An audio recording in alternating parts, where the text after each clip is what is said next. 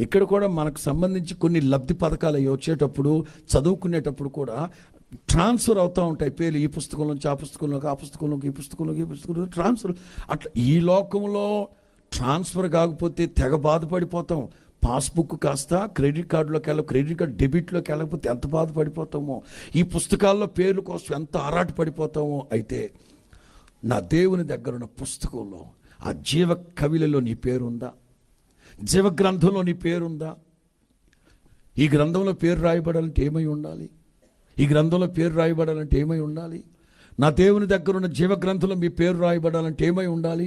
మారు మనసు పొందాలి, పాప క్షమాపణ నిమిత్తం బాప్తిసం పొందాలి, జీవ గ్రంథంలో పేరు రాయబడాలి. ఆ తర్వాత పరిశుద్ధాత్మ నింపుదల శక్తి కలిగిన నీవు జీవ గ్రంథంలో నుంచి నీ పేరు గొర్రెపిల్ల జీవ గ్రంథంలోనికి ట్రాన్స్ఫర్ అవుతుంది. ఆ సంఖ్యలో మీ పేరుందా?